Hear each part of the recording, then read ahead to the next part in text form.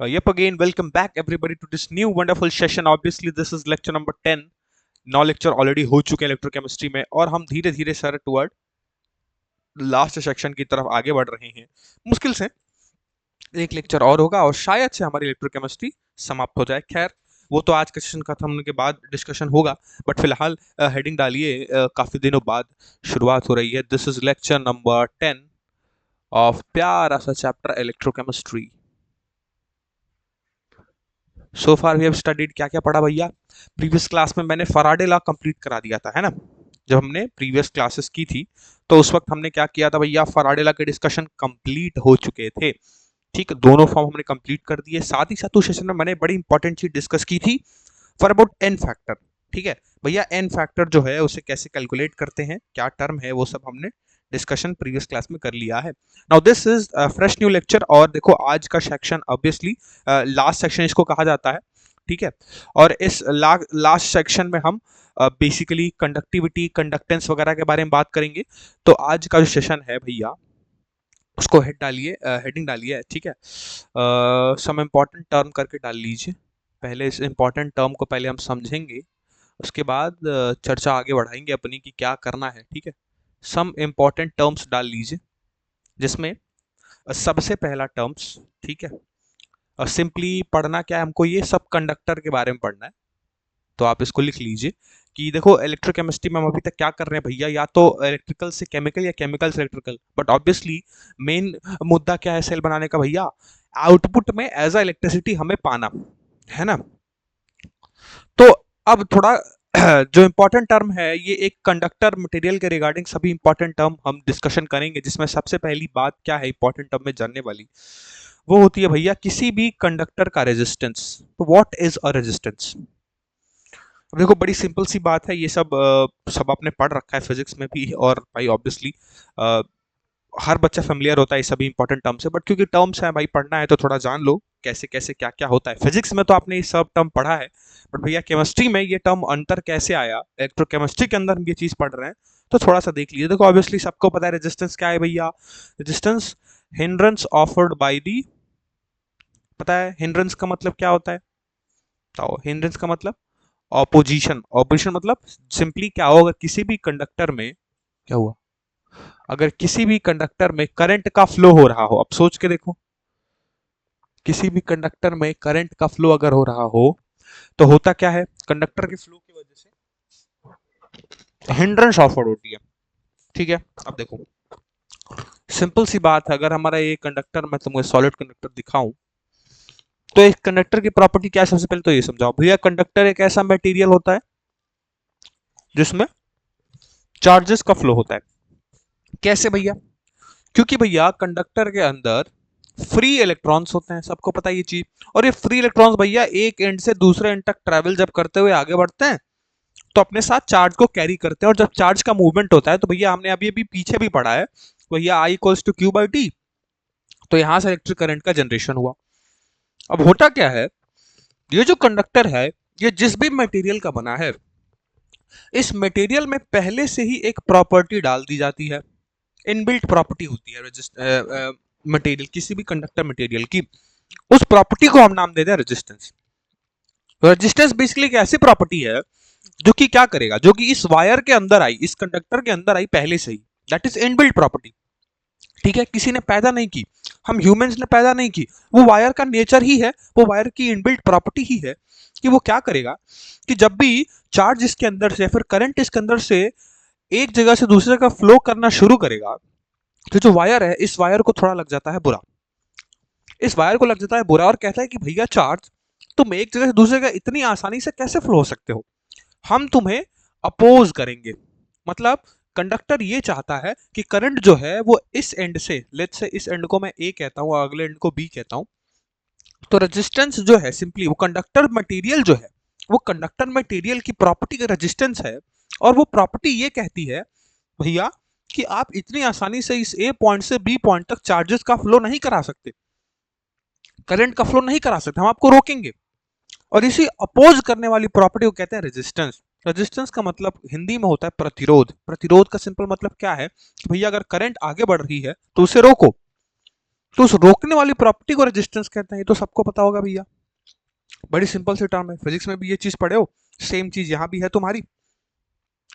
तो simply resistance क्या है भैया, resistance hindrance offered by, resistance क्या है भैया, hindrance offered by the conductor. अब भैया कैसे डिफाइन करें रेजिस्टेंस को मैथमेटिकल फॉर्म में, सबने पढ़ा है भैया, किसी भी कंडक्टर के क्रॉस पोटेंशियल डिफरेंस मान लो भी है, आई करंट फ्लो हो रहा है, तो भैया ओम्स लॉ तो सब लोग पढ़े हो, तो यहाँ भी एक ओम्स लॉ लिख ही लो भैया, V equals to I into R, तो आई क्या हो जाएगा भैया, भी बाई आर। ठीक है, एक तरीका तो ये है सर रेजिस्टेंस निकालने का, जो फिजिक्स में भी पढ़ते आ रहे हो। ठीक है, और दूसरा तरीका क्या है, दूसरा तरीका ये है भैया कि अगर मान लो मैं कहता हूं कि इस कंडक्टर की लेंथ ए है और cross section area, sorry conductor की लेंथ एल है और क्रॉस सेक्शन एरिया ए है, तो भैया रेजिस्टेंस को एक और तरीके डिफाइन किया जाता है, that is rho L by A. ठीक है, तो एक छोटा सा टर्म रेजिस्टेंस था, आई थिंक रेजिस्टेंस के बारे में इतना तो काफी है, केमिस्ट्री में जाने जरूरत है नहीं, बट क्योंकि रेजिस्टेंस क्या है समझ लो, ऐसा इसलिए क्योंकि कंडक्टेंस समझना पड़ेगा तुम्हें। तो second topic note down, second point important note down कर लिए, दैट इज कंडक्टेंस। देखो रेजिस्टेंस तो मैक्सिमम बच्चों को पता होता है, कंडक्टेंस क्या है, reciprocal of resistance, reciprocal of resistance. अच्छा, रेजिस्टेंस कंडक्टर की एक ऐसी इनबिल्ट प्रॉपर्टी थी जो कि उसको रोक रही थी कि ना बच्चा, करंट को रोक रही थी, किसको रोक रही थी भैया, करंट को फ्लो होने से, कि ना बच्चा तुम फ्लो मत हो, हम तुम्हें फ्लो नहीं होने देंगे। मटेरियल क्या बोल रहा था भैया, रेजिस्टेंस ऑफर कर रहा था, हिंड्रेंस मतलब, हिंड्रेंस मतलब रुकावट, हिंड्रेंस का मतलब होता है रुकावट, मतलब अपोज कर रहा है। बट कंडक्टेंस भैया उसी मटेरियल की एक और प्रॉपर्टी भी है जिसको कंडक्टेंस भी कहते हैं।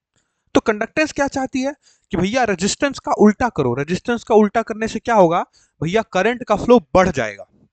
मतलब कंडक्टेंस जो प्रॉपर्टी है, कंडक्टेंस मटेरियल की एक ऐसी प्रॉपर्टी है जो कि चाहती है कि करंट का फ्लो हो, और कंडक्टेंस को डिफाइन करते हैं 1 अपॉन रेजिस्टेंस से, और कंडक्टेंस को लिखते हैं जी से। तो अगर मैं जी इक्वल्स टू 1 बाई आर लिख दूं, तो यहां से हम कंडक्टेंस फाइंड कर सकते हैं भैया।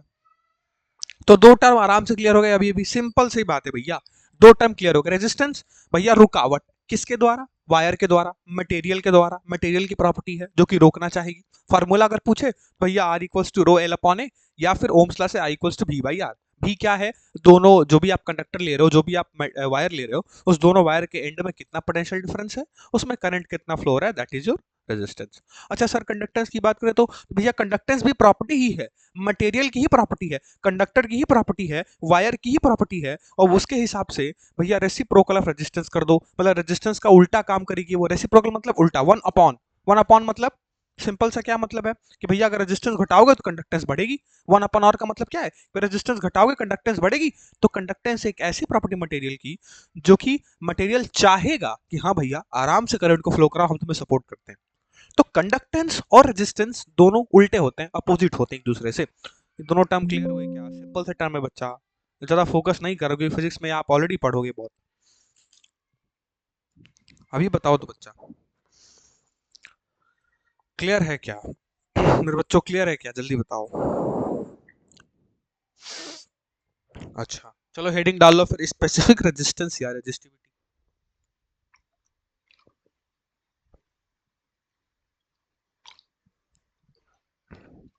आहा, यार पढ़ाते पढ़ाते प्यास लग जाती है, तो थोड़ा सोचा पानी पी लेता हूँ, तब तक आप हेडिंग डाल लो भैया, स्पेसिफिक रेजिस्टेंस या फिर रेजिस्टिविटी, बड़ा सुने होगे नाम इसका। आओ भैया, आओ भैया सुन लेते हैं नाम। तो अगला है स्पेसिफिक रेजिस्टेंस, या फिर इसी को कहा जाता है रेजिस्टिविटी, सुने होंगे नाम, रेजिस्टिविटी या फिर स्पेसिफिक रेजिस्टेंस। अच्छा, उससे पहले थोड़ा मस्ती करते हैं आज की क्लास में, सभी लोग बताएंगे फटाफट से बिना नेट से चीट किए हुए। सभी लोग ध्यान से इधर देखो, चैट सेक्शन की तरफ, जरा मुझे फटाफट से यूनिट बताओ रेजिस्टिविटी की कितनी होती है। सुना है रेजिस्टिविटी शब्द कभी, अगर सुना है तो बोलो सुना है, बगल में लिखो यूनिट भी पता है सर। यूनिट क्या होगी रेजिस्टिविटी की, बताओ फटाफट से। What is the unit of resistivity? ये टर्म सुना है रेजिस्टिविटी कभी आज से पहले? भूल गया, वाह। इसलिए तो मैं बोला थोड़ा मस्ती करते हैं। बताओ भैया, व्हाट इज, नेट पे कोई नहीं जाएगा, सबके हाथ में फोन है, मैं देख रहा हूँ भैया यहाँ से सबको। नेट पे कोई नहीं जाएगा। मो, अरे अरे भाग भाग। ओम मीटर, एग्जैक्टली। मो, मो पढ़ रहा है गधा। ओम इनवर्स मो होता है। ओम मीटर, बहुत बढ़िया सर, बहुत बढ़िया। चलो आओ भैया, कोई बात नहीं, कोई बात नहीं, कोई बात नहीं। ठीक है, इट्स ओके, इट्स ओके, ठीक है, कोई बात नहीं। चलो देखो, देखो रेजिस्टिविटी या फिर इसी को स्पेसिफिक रेजिस्टेंस, ऐसा खुद सोच के देखो, नाम में लगा है सर स्पेसिफिक रेजिस्टेंस। और देखो आपको जान के बड़ी हैरानी होगी, क्या भैया आपने फॉर्मूला लिखा था अभी पीछे, resistance is equals to rho L by A. ये जो रो है ना, आप ये रो शब्द देख रहे हो ना भैया, इस रो को ही रेजिस्टिविटी कहते हैं। आइला, इस रो को क्या कहते हैं? इस रो को कहते हैं रेजिस्टिविटी। ठीक है, it is a constant value, but ये वैल्यू डिपेंड किस पे करती है भैया? ये वैल्यू डिपेंड करती है मटेरियल पे। मतलब मटेरियल अलग अलग होगा, जैसे अगर कॉपर का वायर है तो कुछ अलग रेजिस्टिविटी होगी, एल्युमिनियम का वायर है तो अलग रेजिस्टिविटी होगी, है ना, सिल्वर का वायर है तो अलग रेजिस्टिविटी होगी। तो समझ रहे हो, रेजिस्टेंस जो है, सॉरी यहाँ रेजिस्टेंस लिख दिया हूं, ये जो रो है, इस रो को ही हम रेजिस्टिविटी कहते हैं। हालांकि होती है ये कांस्टेंट वैल्यू। ये जो R is equals to rho L upon या फार्मूला में देख रहे हो, इस फार्मूले में ही होता क्या है, इस फार्मूले में जो रो शब्द आप सुन रहे हो, जो आपने बचपन से पढ़ रखा है, इस रो को ही रेजिस्टिविटी कहते हैं।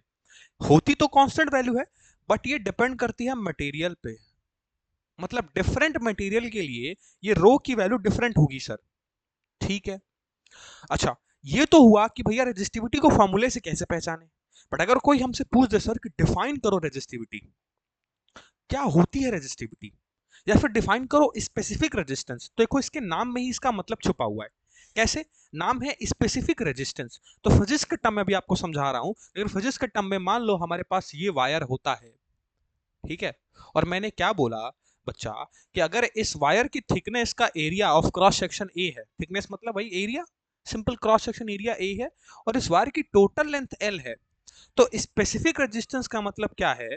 अगर मान लो इस कंप्लीट, ये कंप्लीट वायर या कंप्लीट कंडक्टर की बात करूं जिसका एरिया ए है और लेंथ एल है, तो इसके लिए रेजिस्टेंस जो मैं लिखता हूं that will be rho into L by A. मैं लिख सकता हूं नहीं लिख सकता हूं, सोचो, लेंथ एल है, क्रॉस सेक्शन एरिया ए है, तो भैया एक वायर है जिसका लेंथ एल है, क्रॉस सेक्शन एरिया ए है, तो उसका रेजिस्टेंस लिख सकते हैं R equals to rho L upon A.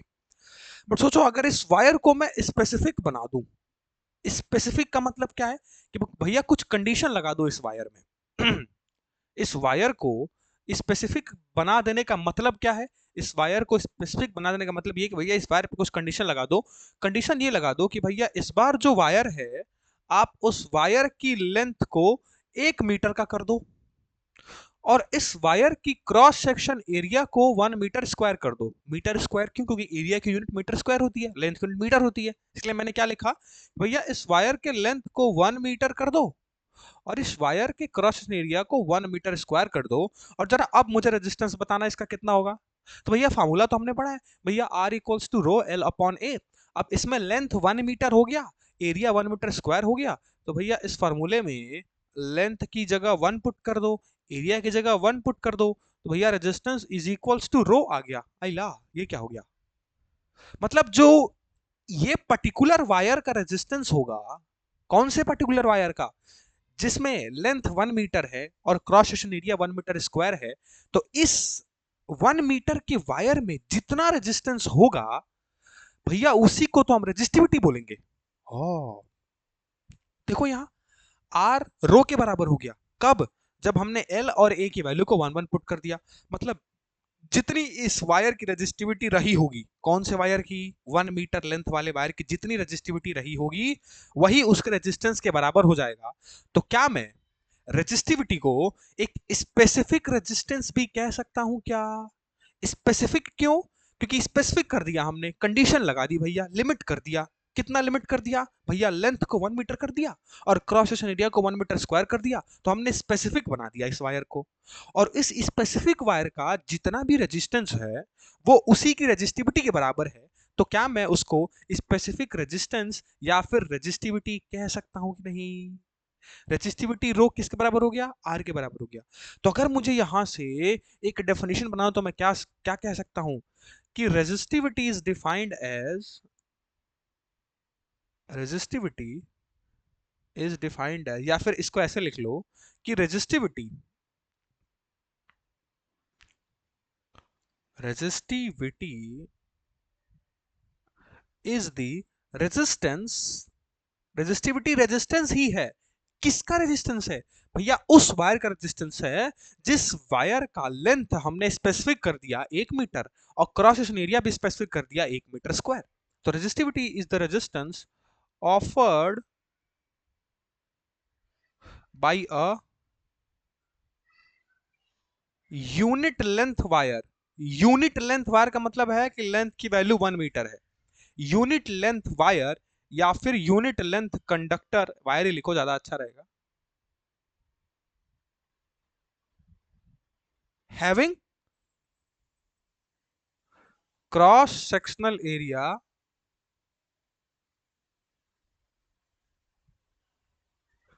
Equals to 1 metre square, या फिर आप इसी को यूनिटी भी लिख सकते हो। क्या बात है, देखो कितना बढ़िया डेफिनेशन बन गया। भैया मैं बेट करता हूं कि अभी तक यहां तक आ गए, बट तुमने रेजिस्टिविटी की प्रॉपर डेफिनेशन आज तक नहीं समझी थी, या फिर तुमने रेजिस्टिविटी को समझा ही नहीं था। तुमने सिर्फ फॉर्मूले में R equals to rho L upon A को पकड़ के रखा था कि भैया जो रो है रो है रो है रेजिस्टिविटी है। एक्चुअल में रेजिस्टिविटी क्या है? एक्चुअल में रेजिस्टिविटी रेजिस्टेंस ही है। तो प्रॉपर डेफिनेशन पढ़ो, अब देखो मजा आएगा। Resistivity is the resistance offered by a unit length wire having cross section area equals to unity या फिर equals to 1 मीटर स्क्वायर, दोनों कह सकते हो आप। मतलब रेजिस्टिविटी भैया एक रेजिस्टेंस ही है, या फिर रेजिस्टिविटी एक स्पेसिफिक रेजिस्टेंस है। किसका? किस वायर का? उस वायर का जिस वायर का लेंथ 1 मीटर फिक्स हो, cross section area 1 metre square fix हो। तो उस वायर का जो रेजिस्टेंस, जो स्पेसिफिक रेजिस्टेंस है, that will be your resistivity. बोलो चमकावी रेजिस्टिविटी क्या होती है? बड़े आराम से पढ़ाया हो तुम्हें। बोलो चमकावी रेजिस्टिविटी क्या होती है? हम्म, अब चमक गया रेजिस्टिविटी क्या होती है, बताओ बच्चा।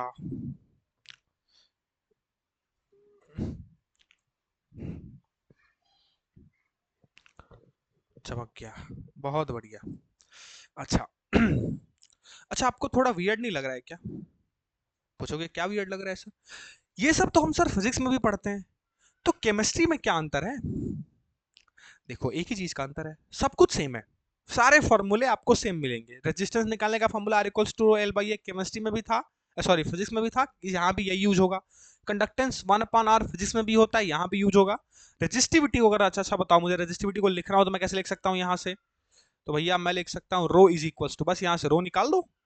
तो क्या मैं रो को आर ए बाई एल लिख सकता हूँ? तो रेजिस्टिविटी का यहाँ से फॉर्मूला भी निकल गया। निकल गया क्या? निकल गया। अच्छा, अब देखो कुछ चेंज नहीं करना है आपको, सिर्फ एक चीज चेंज करनी है। क्या भैया? ये जो आप टर्म आप पढ़ाए हो अभी मेरे को, एक वायर बना के जिसका लेंथ एल है, क्रॉस सेक्शन एरिया ए है, तो भैया वायर और कंडक्टर वगैरह फिजिक्स में यूज होता है। केमिस्ट्री में अगर मुझे रेजिस्टेंस और रेजिस्टिविटी को डिफाइन करना है, और खास करके इन इलेक्ट्रोकेमिस्ट्री अगर मुझे डिफाइन करना है, तो हम सिंपली क्या क्या करते हैं सोचो। हम सेल बनाते थे अभी तक, भैया एक कंटेनर था, इसमें हमने 2 इलेक्ट्रोड लगा के सेल बना दिया। तो अगर हमें केमिस्ट्री के अंदर ये रेजिस्टिविटी और रेजिस्टेंस डिफाइन करना होता है तो हम कैसे डिफाइन करते हैं, वो मैं आपको यहाँ सिखा देता हूँ। अभी केमिस्ट्री के अंदर भैया हमारा सेल है भैया, जिसमें 2 इलेक्ट्रोड लगे हुए हैं। अभी तक यही पढ़ा ना हमने, इलेक्ट्रोलाइटिक सेल में हमने पढ़ा अभी। भैया एक सेल है हमारा जिसमें क्या है, दो इलेक्ट्रोड डिप्ट है। ठीक है, ये हमारा सोल्यूशन है। अब देखो केमिस्ट्री के अंदर रेजिस्टेंस रेजिस्टिविटी कैसे डिफाइन की जाती है। देखो केमिस्ट्री के अंदर ये जो इलेक्ट्रोड है, ये इलेक्ट्रोड ऐसा होता है कुछ, ठीक है, ऐसा गोला सा इलेक्ट्रोड होता है। अरे गोला सा होता है, बट मैं बनाने के लिए बस 2D में बना नहीं पाता हूँ, ठीक है, समझ लो। ऐसा सिलिंड्रिकल शेप का इलेक्ट्रोड होता है ये। अब सोचो अगर सिलिंड्रिकल शेप का इलेक्ट्रोड है, तो भैया कुछ ना कुछ इसका भी तो क्रॉस सेक्शन एरिया रहा होगा। ये क्रॉस सेक्शन एरिया ही तो है। हाँ, मतलब केमिस्ट्री के अंदर ये जो फार्मूला आप देख रहे हो, जहां area of cross section A होता है और लेंथ ऑफ कंडक्टर एल होता है, तो केमिस्ट्री के अंदर अगर मुझे डिफाइन करना हो तो लेंथ ऑफ कंडक्टर का मतलब क्या है कि भैया दो इलेक्ट्रोड की दूरी को हम यहां एल कहेंगे। फिजिक्स में क्या था भैया, फिजिक्स में पूरे एक वायर के लेंथ को हम एल बोलते हैं, बट केमिस्ट्री में जब हम एक सेल बना रहे होते हैं तो सेल के अंदर भैया दो इलेक्ट्रोड हम रखते हैं। उस दो इलेक्ट्रोड की जो दूरी है, वो दो इलेक्ट्रॉन एक दूसरे से कितनी दूरी पर रखा है, कितने डिस्टेंस पर रखा है, उसको हम यहां एल मानते हैं। और ये दोनों इलेक्ट्रोड का जो अपना एरिया होता है, इस एरिया को हम कहते हैं क्रॉस सेक्शनल एरिया। तो समझ रहे हो अंतर, समझ रहे हो फिजिक्स और केमिस्ट्री में। भैया फिजिक्स में अगर मुझे फार्मूले में rho R equals to rho L upon A करना है, तो मैं एल किसको देखूंगा, फिजिक्स के अंदर की बात कर रहा हूं। एल मैं देखूंगा पूरे वायर की कितनी लेंथ है और पूरे वायर का क्रॉस सेक्शन एरिया कितना है, थिकनेस कितनी है। बट अगर केमिस्ट्री में मुझे यही रेजिस्टिविटी या रेजिस्टेंस डिफाइन करना हो, तो मैं क्या कहूंगा, अब इस केस में जो रेजिस्टेंस होगा that will be L by A. मैं क्या बोला, फार्मूला तो सेम ही है भैया, बट मतलब बदल गया। यहाँ एल क्या है, यहाँ एल है डिस्टेंस बिटवीन इलेक्ट्रोड, यही अंतर है बस। बस डिस्टेंस बिटवीन टू इलेक्ट्रोड। और ए क्या है भैया, वहां क्या होता था, क्रॉस सेक्शन एरिया, और यहाँ क्या है, एरिया ऑफ क्रॉस सेक्शन। यहां तो है, बट किसका, area of cross section of electrodes, area of cross section of electrodes.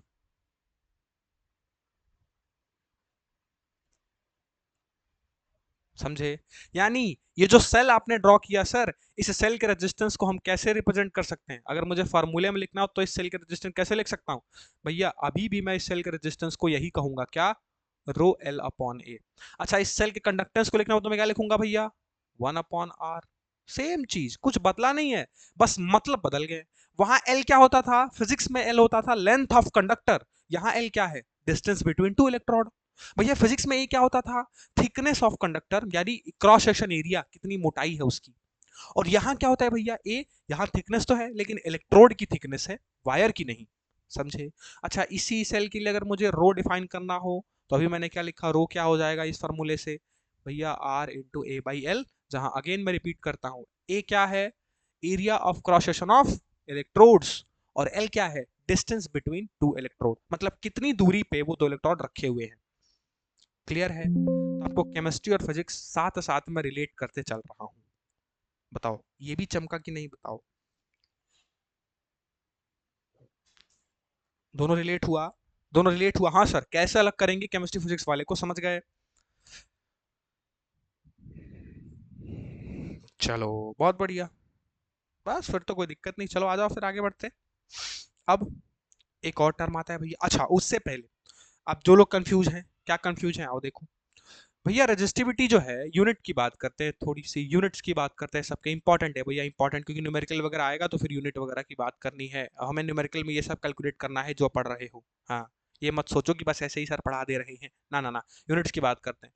सबसे पहले भैया रेजिस्टेंस की, तो बड़ा सिंपल है, इसको तो कुछ पढ़ना ही नहीं है भैया, ओम होता है, ओम, ऐसे लेटर बना दो, ग्रीक लेटर ओम ऐसे, ठीक है।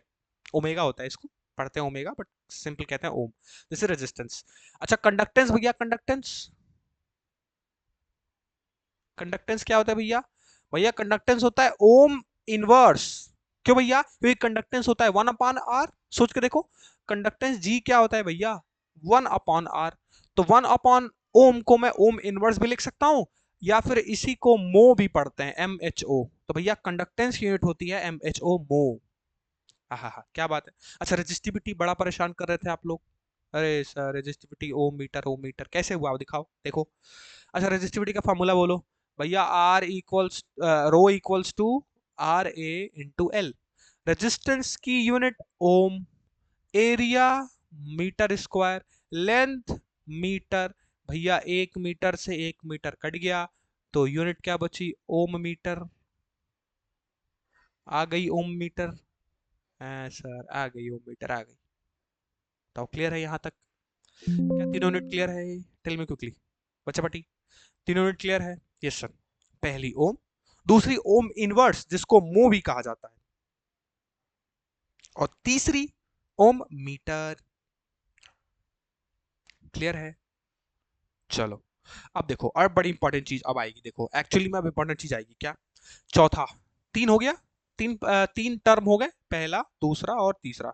ठीक है, चौथा टर्म देखो, आजा भैया, जिसको कहते हैं स्पेसिफिक। अरे फिर से स्पेसिफिक, हाँ भैया, जैसे स्पेसिफिक रेजिस्टेंस वहां था, वैसे ही इसको स्पेसिफिक कंडक्टेंस या फिर कंडक्टिविटी कहते हैं।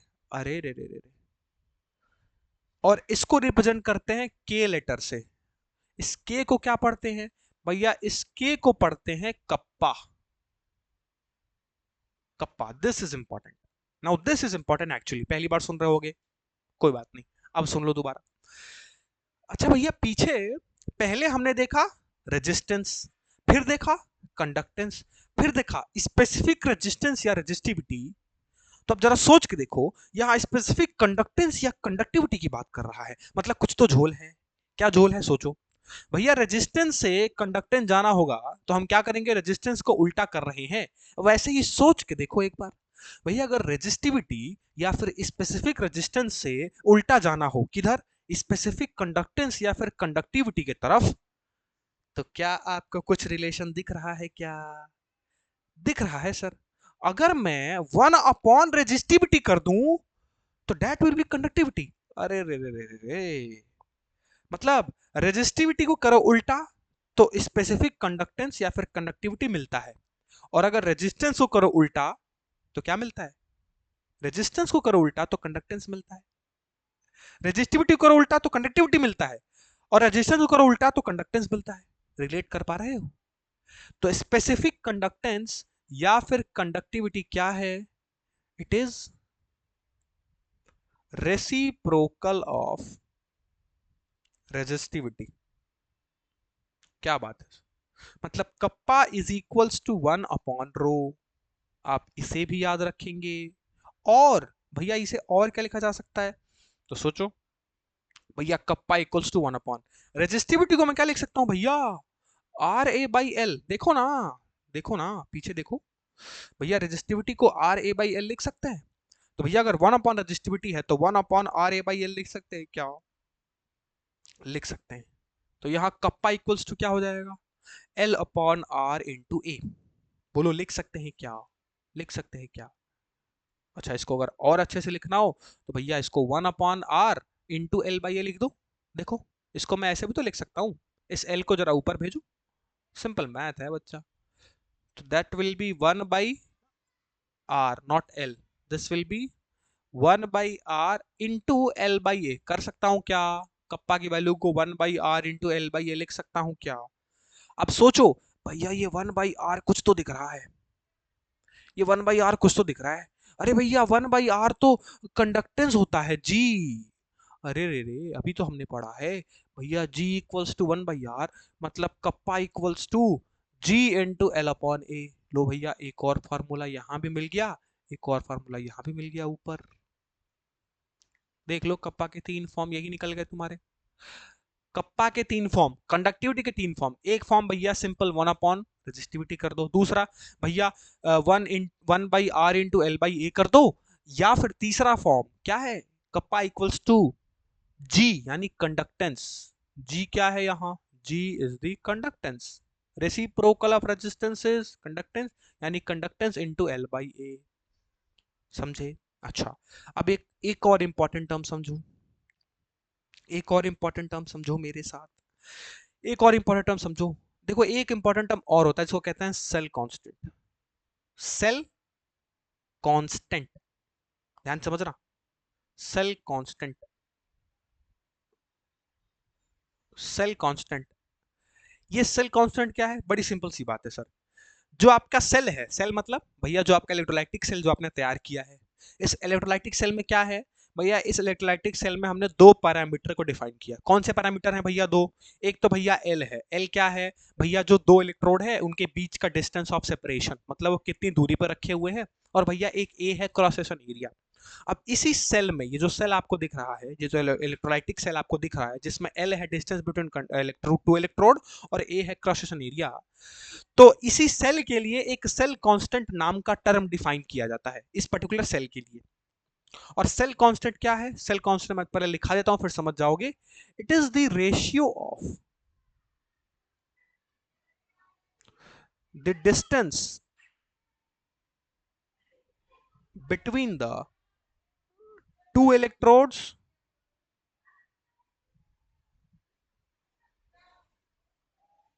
to the cross sectional area, to the cross sectional area of electrode। ये क्या बोल रहे हो सर? पढ़ो जरा। Cell constant is the ratio of the distance between the two electrode to the cross section area of electrodes। मतलब कि L by A is equals to cell constant। ओ, मतलब जो इलेक्ट्रोलाइटिक सेल है, उस इलेक्ट्रोलाइटिक सेल में अगर मुझे cell constant निकालना होगा, कभी कोई पूछे कि डिटरमाइन करो सेल कांस्टेंट को, तो उसके लेंथ को, लेंथ मतलब क्या है? Distance between the two electrode को डिवाइड कर दो, मतलब रेशियो ले लो किसके साथ? Cross section area of electrode, मतलब एल बाई ए। अरे वाह, यानी cell constant is equals to L by A. अच्छा, मजे की बात बताऊं, इस सेल कांस्टेंट को जी स्टार से रिप्रेजेंट करते हैं। अब देखो, यही बच्चों का कंफ्यूजन शुरू होता है। एक जी पहले से ही है, ये जी अलग है और जी स्टार अलग है। जी स्टार का मतलब है सेल कांस्टेंट और जी का मतलब है कंडक्टेंस। तो मैं इसी फॉर्मूले को ऐसे लिख सकता हूं भैया, G star is equals to L by A. Where G star is known as what? G star is known as cell constant। अब जरा मुझे जल्दी से बताओ कि इसकी यूनिट क्या होगी? सेल कांस्टेंट की यूनिट क्या होगी? बताओ। सेल कांस्टेंट की यूनिट, अरे भैया, 1/मीटर या फिर मीटर इनवर्स। सिंपल, लेंथ है नीचे एरिया है। तो भैया समझ आया कि सेल कांस्टेंट क्या है? भैया जो डिस्टेंस है ना, उसको डिवाइड कर दो क्रॉस सेक्शन एरिया से, तो जी स्टार मिलेगा, सेल कांस्टेंट मिलेगा। अब जरा कुछ कुछ होता है, क्या होता है देखो। कप्पा का फॉर्मूला क्या आया है भैया? एक फॉर्मूला तो कप्पा का आया है 1/r इंटू एल बाई ए, और दूसरा आया है भैया कप्पा इक्वल्स टू जी यानी कंडक्टेंस इंटू एल बाई ए। अब जरा इस फॉर्मूले को, इस कप्पा के फॉर्मूले को उठाओ जरा मेरे साथ, इधर लेके आओ वापस से। भैया कप्पा यानी कंडक्टिविटी या स्पेसिफिक कंडक्टेंस कह ले, वो क्या होता है भैया? जी इंटू एल बाई ए। और अभी अभी हमारे कानों में खबर पहुंची है कि भैया एल बाई ए होता है जी स्टार के बराबर। तो क्या मैं यहां से कप्पा का very very very very very important formula, कई बार सवाल पूछता है, that is conductance into cell constant यानी जी इंटू जी स्टार, कह सकता हूं क्या? Very very very very important. लगा लो भैया, लगा लो एकदम, जितना लगा सकते हो। मतलब कप्पा के भैया चार फॉर्मूले हमारे पास। कौन सा? भैया एक तो कंडक्टेंस इंटू सेल कांस्टेंट, एक हो गया कंडक्टेंस इंटू एल बाई ए, एक हो गया 1/r इंटू एल बाई ए, और एक सिंपल भैया 1/a। यानी कंडक्टिविटी और स्पेसिफिक कंडक्टेंस आपको अब पता तो लग ही गया होगा कि भैया ये इंपॉर्टेंट तो है, क्योंकि सर इतना फोकस किए तो इंपॉर्टेंट है। बताओ समझ आया कि नहीं? क्या सेल कांस्टेंट क्लियर हुआ? क्या कप्पा क्लियर हुआ? क्लैरिटी बनी कि नहीं? जल्दी बताओ। अरे बता दे यार।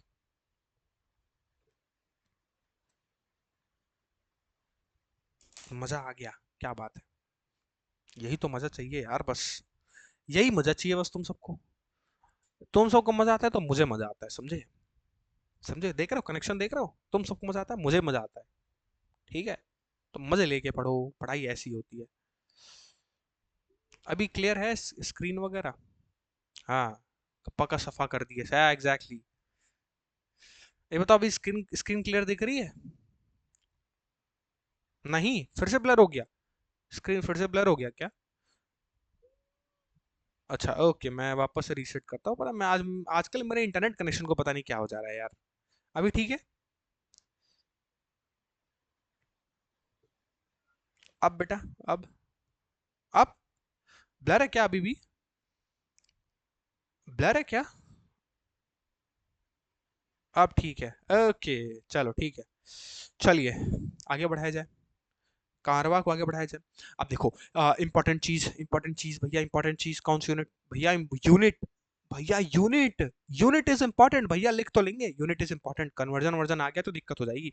चलो भैया, कप्पा जो होता है इसकी यूनिट देखिए मेरे साथ, कप्पा क्या है भैया, सोचो, कप्पा क्या है भैया? कप्पा हमने सिंपल सिंपल से फॉर्मूले से निकालते हैं, कप्पा क्या था भैया? 1/रेजिस्टिविटी, है ना? है कि नहीं? है कि नहीं? है सर, बिल्कुल बिल्कुल। अच्छा देखो, होता क्या है, दिस इज 1/R × A/L लिख सकता हूं, बिल्कुल। अब देखो होता क्या है ना, मैंने क्या बोला कि रेजिस्टिविटी जो होती थी वो ओम मीटर होती थी, है ना?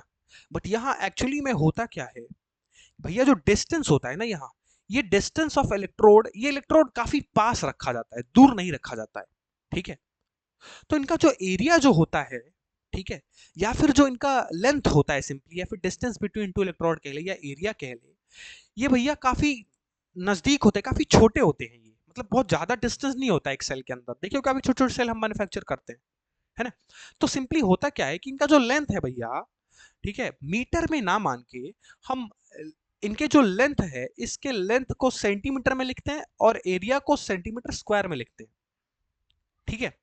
तो अभी के लिए बस एज्यूम कर लो, हालांकि वैसे फिजिक्स के हिसाब से तो रेजिस्टिविटी जो होती है वो ओम मीटर होती है, बट क्योंकि यहाँ डिस्टेंस बहुत कम है तो आप इसको ओम सेंटीमीटर भी कह सकते हो, छोटे डिस्टेंस होते हैं इसलिए हम सेंटीमीटर में लेके चलते हैं, ठीक है?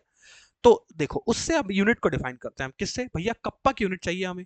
अब सोच के देखो मैंने क्या बोला भैया, 1/, रेजिस्टेंस यूनिट तो ओम ही होगी, एरिया होगा भैया सेंटीमीटर स्क्वायर, और नीचे सेंटीमीटर, भैया 1 सेंटीमीटर से 1 सेंटीमीटर काटो, दिस विल बी 1/ओम इंटू सेंटीमीटर। बोलो, हो सकता है क्या? बिल्कुल। अच्छा, 1/ओम को मैं क्या लिख सकता हूं भैया? ओम इनवर्स सेंटीमीटर इनवर्स। वाह वाह वाह वाह वाह वाह, लिख सकते हैं, अरे लिख सकते हैं भैया, इसको आप ऐसे भी लिख सकते हो, ओम इनवर्स सेंटीमीटर इनवर्स। देखो एक यूनिट आ गई, this is the unit of kappa, यानी कप्पा की यूनिट क्या होती है भैया? एक ओम इनवर्स सेंटीमीटर इनवर्स। अच्छा, एक और यूनिट होती है कप्पा की, जिसको ओम इनवर्स को मो भी कहा जाता है, या फिर इसी को साइमेंस भी कहा जाता है। साइमेंस, SIEMN, एक साइंटिस्ट उन्होंने लग गया, इसको सिंपली साइमन भी लिखा जाता है, तो इसी यूनिट को आप लिख सकते हो Simon, Simon inverse centimetre inverse. क्या बात है?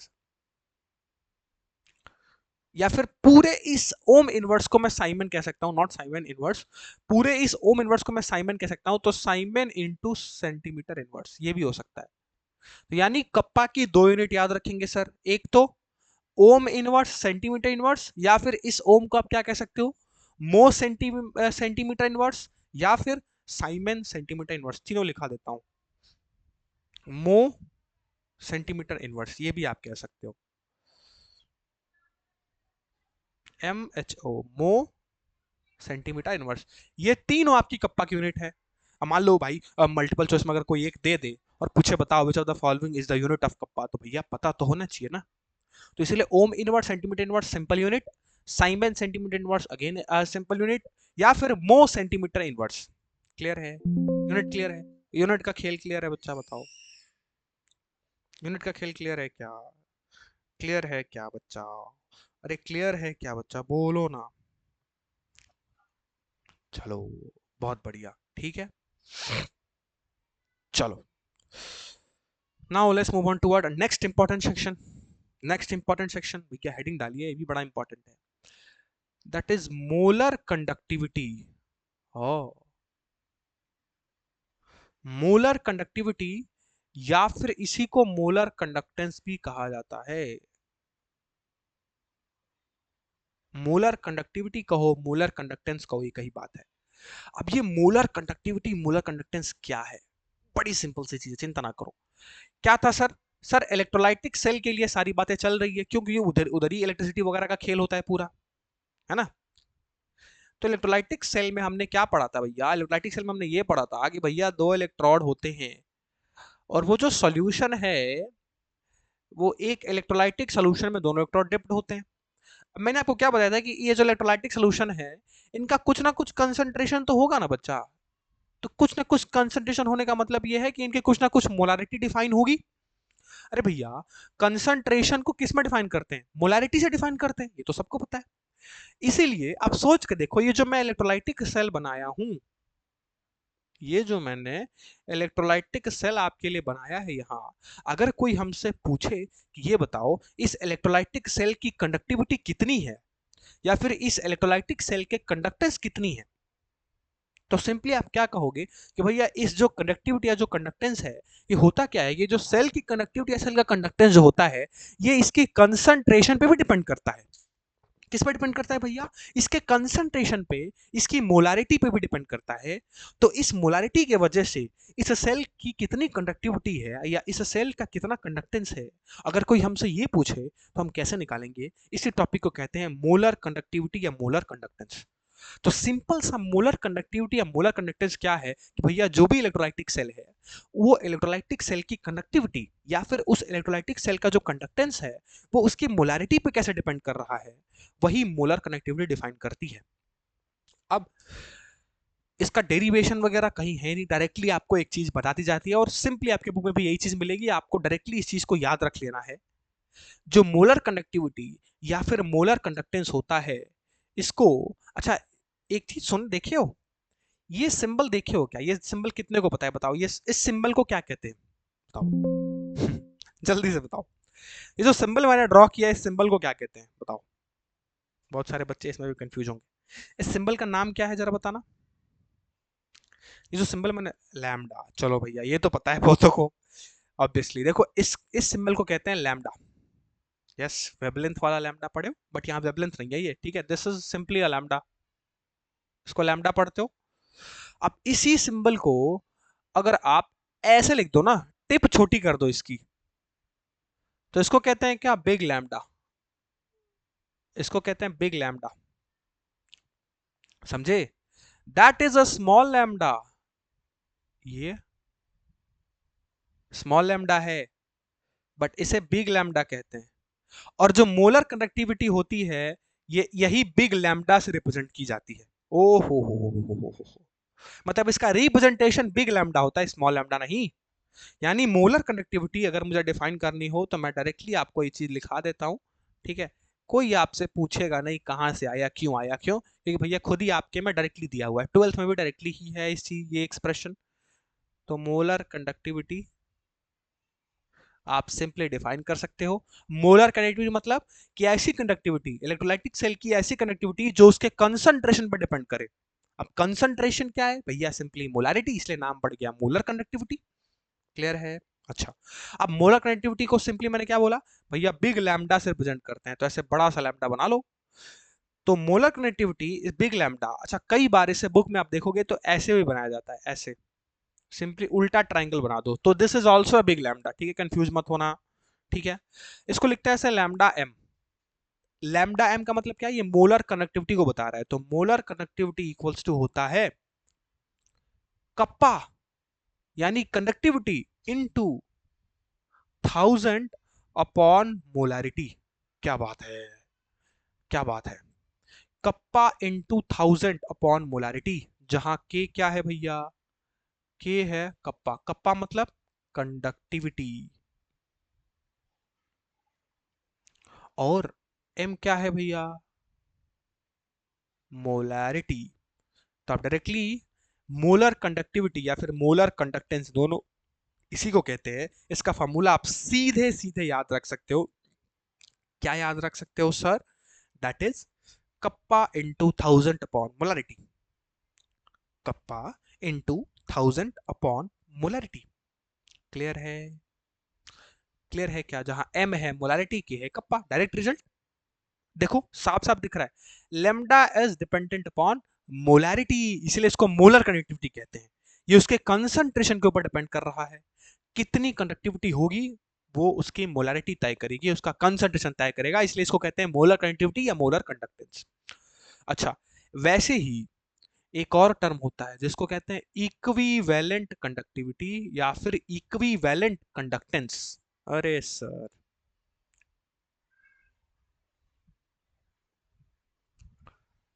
इक्विवेलेंट कंडक्टिविटी, या फिर इसी को कहते हैं इक्विवेलेंट कंडक्टेंस। अब भैया ये क्या है? अब सिंपल सी बात है, जैसे वहां हमने लेमडा एम लिखा ना, वैसे ही इक्विवेलेंट कंडक्टिविटी को लेमडा इक्यू लिखा जाता है। ये भी सेम ही है, कप्पा इंटू 1000 अपॉन। अब देखो इधर क्या था, जब मोलर कंडक्टिविटी निकालते हैं तो कंसंट्रेशन को मोलारिटी के टर्म में एक्सप्रेस करते हैं। जब इक्विवेलेंट शब्द आ जाए ना, तो कंसंट्रेशन को नॉर्मेलिटी के टर्म में रिप्रेजेंट करेंगे। Normality, kappa into 1000 upon normality N. अब देखो नॉर्मेलिटी जो है, फिलहाल तो अभी मैंने आपको डिस्कशन नहीं कराया, बट अभी याद रख लो सिंपली क्या है, ये कंसंट्रेशन टर्म ही है, जिसमें हम मोलारिटी में क्या लेते हैं, नॉर्मल मोलर मास लेते थे, यहां हम इक्विवेलेंट वेट लेते हैं। ठीक है दोनों सेम ही चीज, नॉर्मेलिटी मोलारिटी मतलब एग्जैक्ट सेम तो नहीं है, बस मासेस का डिफरेंस है। मोलारिटी कैसे डिफाइन करते थे याद है, उसमें जो मोलर मास लेते थे पर केजी वेट, उसमें हम मोलर मास को रिप्रेजेंट करते थे, यहाँ हम इक्विवेलेंट वेट को रिप्रेजेंट करेंगे, इक्विवेलेंट मास को रिप्रेजेंट करेंगे। बट मुद्दा ये नहीं है, मुद्दा सिंपल, चिंता ना करो, जब भी आपसे लेमडा इक्विवेलेंट कैलकुलेट कराएगा तो नॉर्मेलिटी वो आपको पहले से ही दे देगा। ठीक है, तो कंसंट्रेशन को रिप्रेजेंट करने का तरीका है जिसमें एम मोलारिटी लिखा जाता है, एन को नॉर्मेलिटी पढ़ा जाता है। मोलारिटी नॉर्मेलिटी दोनों कंसंट्रेशन टर्म ही है। ठीक है, चिंता ना करो, नॉर्मेलिटी वो देता ही देता है क्वेश्चन में, तभी आप लेमडा को निकालते हो। बस आपको कप्पा फाइंड करना होता है, और कप्पा को फाइंड करने का हमने 4 फॉर्मूला ऑलरेडी देख लिए हैं, तो मिला के क्वेश्चन ऐसे आ सकता है। So this is your equivalent conductivity या फिर इक्विवेलेंट कंडक्टेंस। अच्छा, यूनिट डायरेक्ट याद रख लो, अब डायरेक्ट यूनिट बार बार निकालना मैं सिखाऊंगा नहीं, ये जो यूनिट आप निकालोगे कप्पा की वैल्यू फिर एम की वैल्यू पुट करके, तो इसको यूनिट आती है, that is Om inverse centimetre square mole inverse. ये यूनिट है किसकी, लेमडा एम की, मोलर कंडक्टिविटी की। अच्छा, ओम इनवर्स को सबको पता है सर, साइमन कह सकते हैं, तो इसकी यूनिट एक और हो सकती है, Simon centimetre inverse mole inverse. तो दो यूनिट आपकी आ गई किसकी, मोलर कंडक्टिविटी की। एक यूनिट क्या है सर, ओम inverse centimetre square mole inverse, या फिर ओम इनवर्स को हमने पीछे पढ़ा साइमन भी कह सकते हैं, तो Simon centimetre square mole inverse. अच्छा, वैसे ही यहां सब सेम है भैया। इसकी यूनिट की बात करें, किसकी, इक्विवेलेंट कनेक्टिविटी की यूनिट की बात करें, so this will be ohm inverse centimetre in square, और यहां ग्राम इक्विवेलेंट लिखते हैं, gram equivalent, gram equivalent inverse, G EQ लिखते हैं, इसको पढ़ते हैं ग्राम इक्विवेलेंट। यूनिट है बस नॉर्मेलिटी की, ग्राम इक्विवेलेंट। ठीक है, या फिर इसे क्या लिख सकते हैं भैया, साइमन सेंटीमीटर इनवर्स ग्राम इक्विवेलेंट इनवर्स। यूनिट है, यूनिट के नाम है। बताओ, क्या आपको इक्विवेलेंट कनेक्टिविटी क्लियर हुआ, क्या आपको मोलर कनेक्टिविटी क्लियर हुआ? फटाफट से बच्चा, फटाफट से बताओ, फटाफट से बताओ, फटाफट से बताओ। क्लियर, क्लियर, क्लियर है तो एक टॉपिक और कर लो आज के लिए, ताकि समाप्ति की जाए इसकी, फिर नेक्स्ट सेशन में जितना बचेगा उसको निपटा के वही चैप्टर को एंड कर देंगे। ठीक है, क्वेश्चन मैं कराऊंगा, चिंता ना करो, इस पे क्वेश्चन आएगा, आएगा क्वेश्चन। ठीक है, चलो एक लास्ट सेक्शन पे चलते हैं आज, रिलेशन बिटवीन, काफी कुछ पढ़ लिया आज भी हमने, अच्छा है हमारा दिन यूटिलाइज होता रहे। रिलेशनशिप बिटवीन, रिलेशन निकालते हैं हम भैया, lambda N and lambda equivalent, इसमें रिलेशन बताओ। लेमडा एम और लेमडा इक्विवेलेंट में एक रिलेशन आता है, बड़ा इंपॉर्टेंट है ये सेक्शन, इसीलिए इसको V V V V V I P लिख दो इसको। वी वी आई पी मतलब क्या हमारे लिए, वी वी आई पी मतलब है वेरी इंपॉर्टेंट। अब देखो, लेमडा एम और लेमडा इक्विवेलेंट का रिलेशन, अच्छा ये देखो, अभी हमने पीछे पीछे क्या पढ़ा भैया, लेमडा एम फटाफट से करा देता हूँ, कप्पा इंटू 1000 अपॉन मोलारिटी होता है सर। अच्छा, लेमडा इक्विवेलेंट क्या होता है भैया, भैया कप्पा इंटू 1000 अपॉन नॉर्मेलिटी।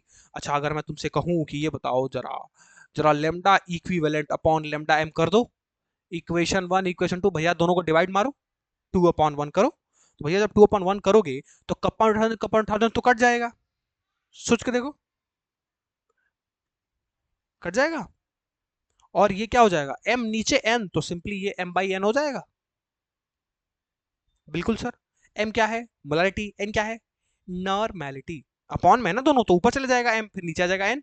अब सोचो, सोचो, मोलारिटी को तो सर मोलारिटी रहने दो। अब देखो एक रिलेशन होता है, ठीक है, अभी फिलहाल के लिए रिलेशन आप ये याद रख लो, that that is normality N is equals to होता है, याद रखना, मोलारिटी इंटू एन फैक्टर, ये एक रिलेशन है। ठीक है, फिलहाल नहीं पता है बट अभी याद कर लो, इस रिलेशन को मेरे लिए याद कर लो। नॉर्मेलिटी इक्वल्स टू होता है molarity into N factor. N factor मैं आपको निकालना सिखा दिया हूं। तो सिंपली नॉर्मेलिटी अगर आपको कहीं निकालना है, अगर सो देखो ये तरीका तो मैं बता रहा हूं, अगर कहीं आपको कंफ्यूजन है अभी भी कि भैया नॉर्मेलिटी कैसे फाइंड करेंगे, मान लो अगर कोई ऐसा सवाल आ गया जिसमें नॉर्मेलिटी हमें निकालना ही पड़ जाए, तो क्या कर सकते हैं, सिंपली आपको कुछ नहीं करना है, नॉर्मेलिटी को मल्टीप्लाई कर, मोलारिटी को मल्टीप्लाई कर दीजिए एन फैक्टर से, तो आपकी नॉर्मेलिटी निकल आएगी। मतलब नॉर्मेलिटी का एक डायरेक्ट रिलेशन मैं आपको याद करने के लिए दे रहा हूं, मैं डायरेक्ट रिलेशन आपको बता रहा हूं कि आप नॉर्मेलिटी किसी भी सोल्यूशन की नॉर्मेलिटी निकाल सकते हो अगर आपको उसकी मोलारिटी पता है तो। सिंपली क्या करना है, मोलारिटी इंटू एन फैक्टर। तो अब इसी नॉर्मेलिटी को जहां यहां खोल दो जरा, मैं इस नॉर्मेलिटी को लिख सकता हूं मोलारिटी इंटू एन फैक्टर, लिख सकते हो सर, नो प्रॉब्लम। अब जरा मोलारिटी से मोलारिटी को उड़ाओ तो आपको दिखेगा भैया lambda equivalent is equals to lambda N is equals to 1/n factor. तो यहां से एक बड़ा प्यारा रिलेशन निकला कि molar conductivity is equals to equivalent conductivity into N factor. Very very very important relation. Direct अगर आपको इक्विवेलेंट कंडक्टिविटी दिया हो तो आप उससे एन फैक्टर मल्टीप्लाई करके मोलर कंडक्टिविटी निकाल सकते हो। ये मैंने तुम्हें ब्रह्मास्त्र दे दिया, बहुत इंपॉर्टेंट रिलेशन है, डायरेक्ट यूज होता है क्वेश्चंस में। क्लियर है? तो दो चीजें हमने इस इंपॉर्टेंट स्लाइड में सीखी। एक तो सर, अगर नॉर्मेलिटी खुदा ना खास्ता नहीं दे के हमसे निकलवा दे तो हम मोलारिटी इंटू एन फैक्टर करके नॉर्मेलिटी निकाल सकते हैं, और अगर हमसे लेमडा एम पूछ दे लेमडा इक्विवेलेंट दे के तो हम एन फैक्टर मल्टीप्लाई करके वो भी निकाल सकते हैं। ये इंपॉर्टेंट स्लाइड है, आखिरी स्लाइड छोड़ रहा हूं तुम्हारे लिए, इसलिए बताओ क्लियर हुआ? Very very very important section. Clear हुआ? हेलो, क्लियर हुआ? चलो बहुत बढ़िया। चलिए फिर दैट्स ऑल फॉर टुडे, आज के सेशन की समाप्ति हम यही करते हैं।